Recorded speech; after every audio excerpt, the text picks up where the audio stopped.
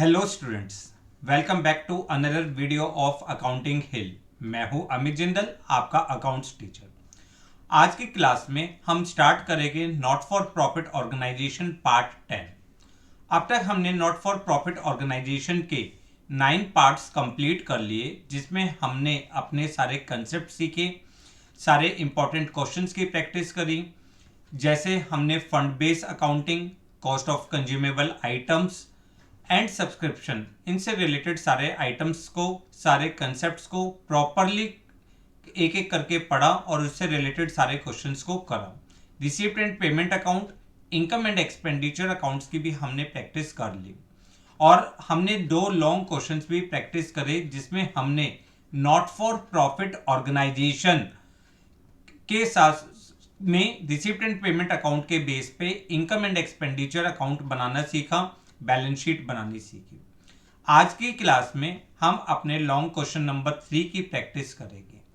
जिन भी बच्चों ने अभी तक पुरानी वीडियोस नहीं देखी, नीचे डिस्क्रिप्शन बॉक्स में क्लास 12 टर्म 2 के नाम से प्लेलिस्ट बनी है, आप वहां पर जाकर सारी वीडियोस को प्रॉपरली देख सकते हैं, अपने नोट्स को बना सकते हैं। और जिन भी बच्चों ने अभी तक हमारे चैनल को सब्सक्राइब नहीं किया, वो हमारे चैनल को सब्सक्राइब करें, बेल आइकन को प्रेस करें, ताकि आने वाले सारे नोटिफिकेशन आपको मिलते रहे, और वीडियो को लाइक और शेयर करना ना भूलें। चलिए स्टार्ट करते हैं आज का क्वेश्चन। देखिए आपकी स्क्रीन पे एक क्वेश्चन है, following is the receipt and payment account of Mumbai club for the year ended 31 March 2020। आपका जो ईयर एंड है वो है 31 मार्च 2020। इसका मतलब क्या हुआ? इसका मतलब हुआ आपके लिए जो करंट ईयर है वो है 2019 से लेकर 20 तक, प्रीवियस ईयर 2018 से लेकर 19 तक, और जो नेक्स्ट ईयर है आपका एडवांस ईयर है वो है आपका 2020 से लेकर 21 तक। यहाँ पे आपको कहा है balance brought down, opening balance, entrance fees, subscription 3 years के अलग अलग सब्सक्रिप्शंस आपको दिए हुए, locker rent, subscription for governor party, rent, stationery expense, wages, billiard table repairs and renewals, interest, balance sheet. Additional information आपको गिवन है, stationery expenses ₹31,200 related to the year ended 31 March 2019। यानी ये जो सब्सक्रिप्शन एक्सपेंसेस है it is related to previous year, and outstanding for the year ended 31 March 2020 ₹36,400, this is related to current year. Subscription unpaid for the year ended 31 March 2020, 86,800. Subscription for Governor Party outstanding for the year ended 31st March 2020, rupees 55,000, and Governor Party is to be held in April 2020. यानी ये जो आपने subscription received किया है for the specific purpose, ये अभी event complete नहीं हुआ। Club owned sports material of the value of ₹16 lakh on 1st April 2019. This was valued at 13,50,000 on 31st March 2020. Stock includes sports material of ₹50,000, which is to be written off being not usable. Club took a loan of 20 lakh rupees in the year ended 31st March 2019.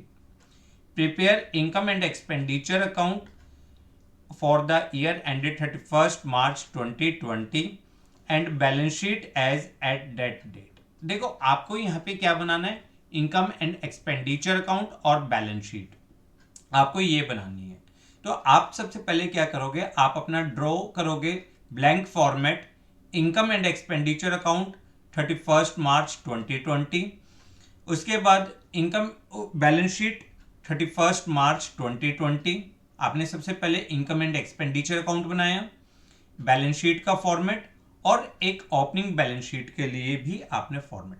ये question आपके लिए बहुत अच्छा है, इसमें आप कुछ नई चीजें सीखोगे, कुछ ऐसे पॉइंट्स हैं जो आपको खास तौर पे ध्यान में रखने होंगे। तो चलिए स्टार्ट करते हैं क्वेश्चन।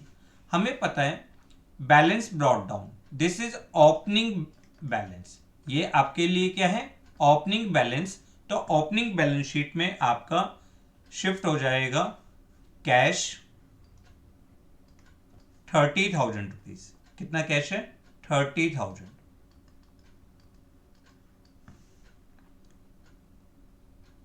फिर आपको क्या है? Entrance fees. जब कुछ भी नहीं बताया जाता तो एंट्रेंस फीस को हम रिवेन्यू रिसीप्ट ट्रीट करते हैं इनकम एंड एक्सपेंडिचर अकाउंट में credit side. Entrance fees 55,000। Clear? अब यहां पे देखिए सब्सक्रिप्शन, आपको 3 साल का सब्सक्रिप्शन गिवन है।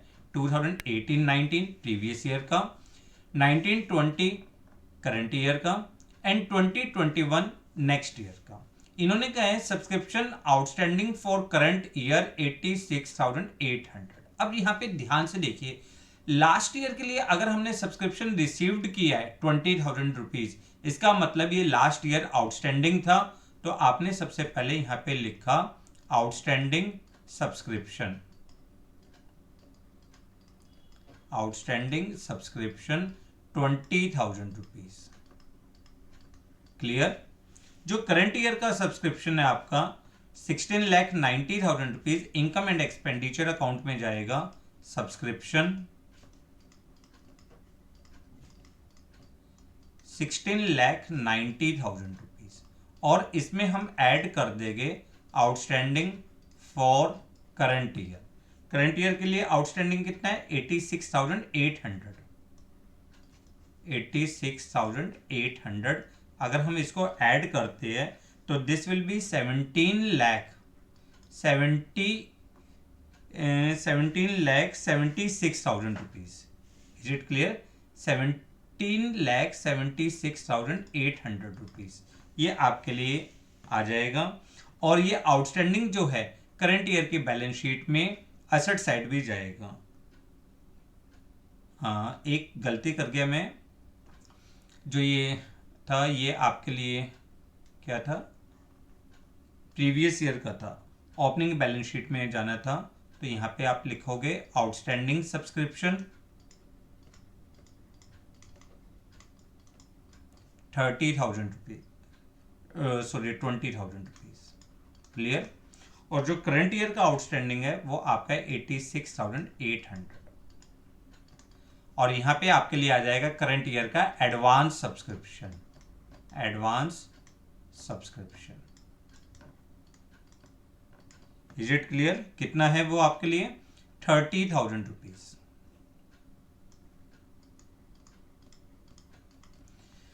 फिर देखते हैं नेक्स्ट पॉइंट, लॉकर रेंट। आपके लिए रिवेन्यू रिसीप्ट होती है।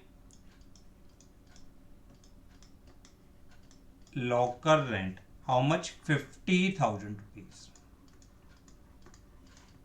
क्लियर? अब देखो यहां पे क्या है? सब्सक्रिप्शन फॉर गवर्नर पार्टी कितना है? 3,45,000। ये इसमें आपको बताया है कि 55,000 इज आउटस्टैंडिंग, अभी आउटस्टैंडिंग है, ये आपको रिसीव्ड होना है। और ये गवर्नर पार्टी अभी आपकी अप्रैल में होगी, यानी ये इवेंट अभी कंप्लीट नहीं हुआ। तो इसलिए ये अमाउंट आपका बैलेंस शीट में लायबिलिटी साइड जाएगा। करंट ईयर की बैलेंस शीट में subscription for governor party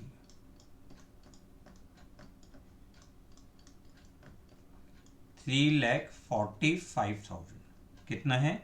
3,45,000।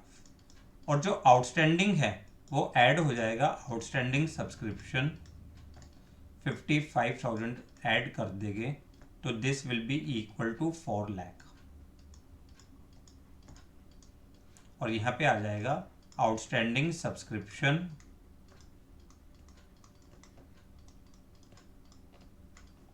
For governor party.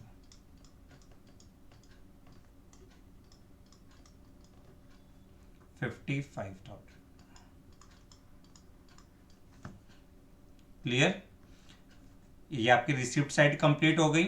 चलते हैं पेमेंट साइड। रेंट कोई पॉइंट नहीं दिया, तो रेंट आपके लिए नॉर्मल यहाँ पे आ जाएगा। रेंट 5,20,000। Rent 5,20,000 rupees. फिर है स्टेशनरी एक्सपेंस। स्टेशनरी एक्सपेंस कितना है? 3,06,800। और यहाँ पे आपको बताया है कि पिछले साल का आउटस्टैंडिंग है और करंट ईयर का आउटस्टैंडिंग। करंट ईयर का आउटस्टैंडिंग हम ऐड कर देते हैं और प्रीवियस ईयर का आउटस्टैंडिंग हम माइनस कर देते हैं। तो अगर हम यहाँ पे करेंगे stationery 3,06,800 plus outstanding for current year. Current year का आउटस्टैंडिंग आप ऐड करोगे। करंट ईयर का आउटस्टैंडिंग कितना है? 36,400। need 200 and 3-4 days। ठीक है, और माइनस करोगे outstanding for previous year. Previous year का आउटस्टैंडिंग आप देखिए कितना दिया हुआ है आपको? 31,200। तो दिस इज 3,12,000। जो करंट ईयर का आउटस्टैंडिंग है वो आपका यहाँ पे आ जाएगा outstanding stationery. Outstanding stationery expense. Outstanding stationery 36,400। और जो नेक्स्ट ईयर का है वो प्रीवियस ईयर का है outstanding stationery. This is equal to 31,200। फिर उसके बाद वेजेस कोई पॉइंट नहीं है, सिंपल आपके लिए आ जाएगा यहाँ पे debit side income and expenditure में 5,33,000। नेक्स्ट पॉइंट देखते हैं बिलियर्ड टेबल्स। क्या बिलियर्ड टेबल्स का कोई पॉइंट दिया हुआ है आपको? नहीं, कोई भी पॉइंट नहीं दिया। तो बिलियर्ड टेबल्स आपकी 3,90,000 करंट ईयर के बैलेंस शीट में आएगा।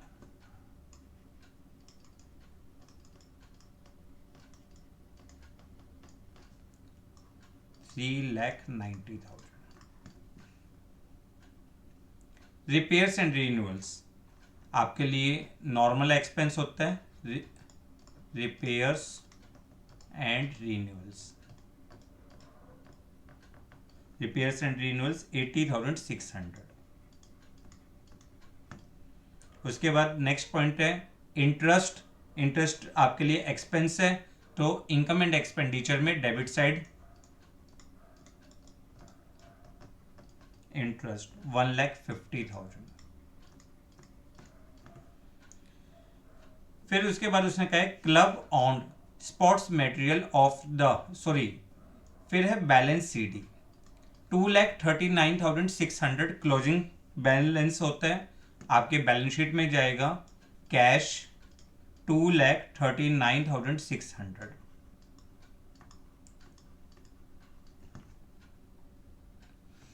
इन्होंने क्या बोला है? Club out sports material of the value of 16 lakh on 1 अप्रैल 2019। 1 अप्रैल को हमारे पास कितनी वैल्यू थी? 16 लाख रुपीज की वैल्यू थी। तो ओपनिंग बैलेंस शीट में आ जाएगा आपके पास sports material.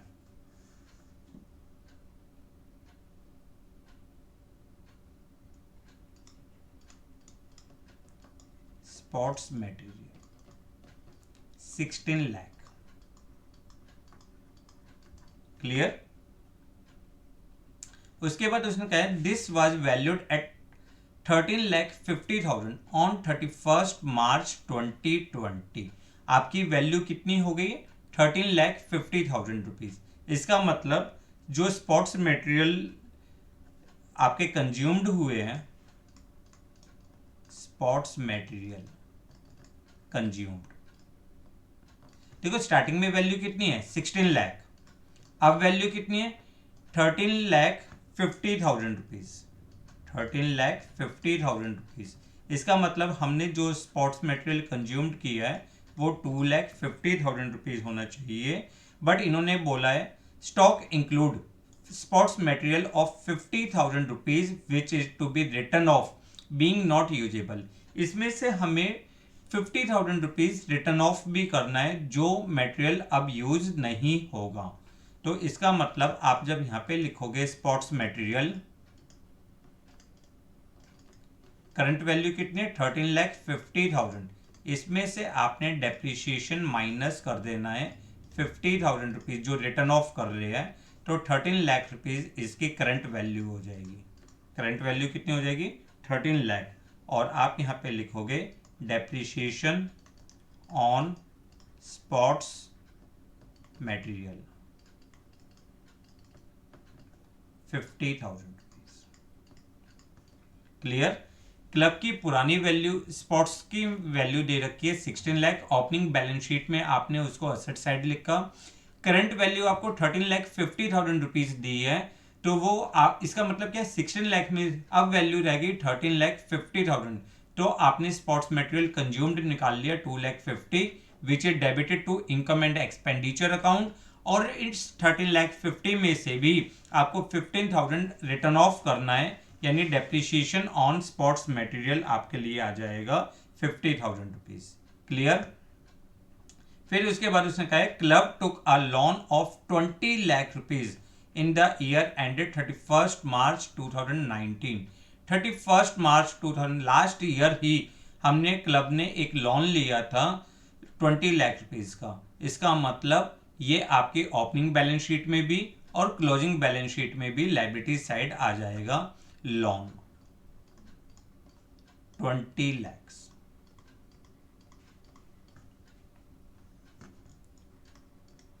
Loan 20 lakhs। Is it clear. Confirm. अब देखो आपकी सारी एंट्रीज हो गई।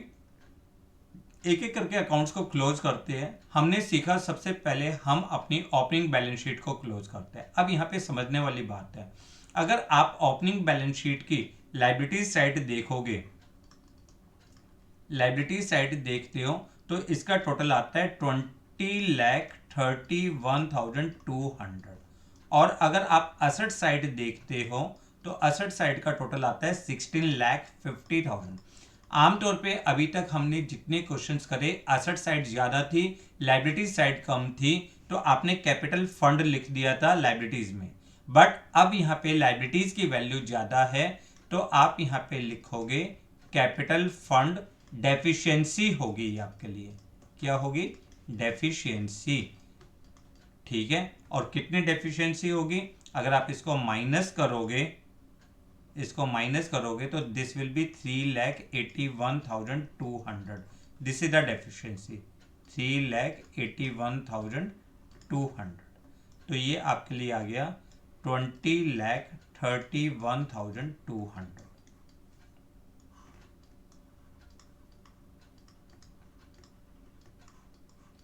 क्लियर। कैपिटल फंड की डेफिशिएंसी को आपने अपने ओपनिंग बैलेंस शीट में लिखा, सॉरी क्लोजिंग बैलेंस शीट में लिखा कैपिटल फंड कितना है डेफिशिएंसी आपकी जो है 3,81,200। अब चलते हैं इनकम एंड एक्सपेंडिचर के अकाउंट का टोटल करते हैं। अगर आपने इसकी डेबिट साइड का टोटल किया, डेबिट साइड का टोटल जो आपका आएगा, इसका आएगा 18,95,600। अगर आप क्रेडिट साइड का टोटल करते हो तो क्रेडिट साइड का टोटल आपके लिए आ जाएगा 18,81,800। Now debit side is more than credit side, तो इसका मतलब आपके एनपीओ को डेफिसिट हुआ है। और कितने का डेफिसिट हुआ है अगर आप इसका टोटल करोगे 13,800। यहाँ पे डेफिसिट 13,800,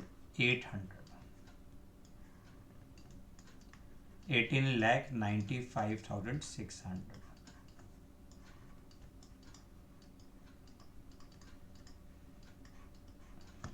अब इस सर जो देखो वैसे क्या होता है डेफिसिट जो है आपका कैपिटल फंड में से माइनस हो जाता है, बट यहाँ पे ऑलरेडी कैपिटल फंड जो है डेफिशिएंसी के पॉइंट में है, तो आप इस डेफिसिट को भी यहाँ पे क्या कर दोगे, ऐड कर दोगे, क्योंकि deficit will increase again the deficiency, deficiency को दोबारा से इंक्रीज कर देगा 13,800। ठीक है, तो ये आपके लिए हो जाएगा 3,95,000। अब अगर आप दोनों साइड का टोटल करोगे, दोनों साइड का टोटल, तो इस साइड का टोटल आ जाएगा आपका 24,66,400, 24,66,400। इस साइड का भी आप टोटल कर लीजिए, 24,66,800। Is it clear? कंफर्म?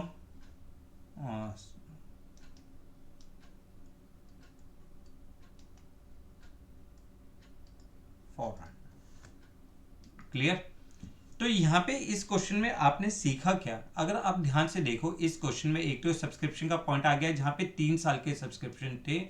आपको जो 18-19 है, ये 20,000 का सब्सक्रिप्शन ये आपको रिसीव्ड हुआ है करंट ईयर। इसका मतलब ये प्रीवियस ईयर में आपका क्या होगा, आउटस्टैंडिंग होगा। सबसे पहली बात, 16,90,000 करंट ईयर का है, इसमें आपने ऐड कर दिया outstanding for current year and this is the advance at the end of current year, तो ये बैलेंस शीट में लायबिलिटी साइड।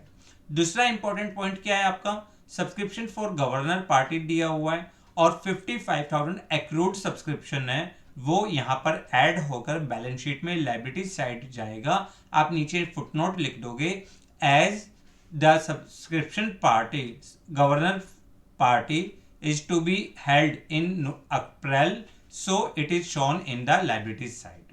क्लियर?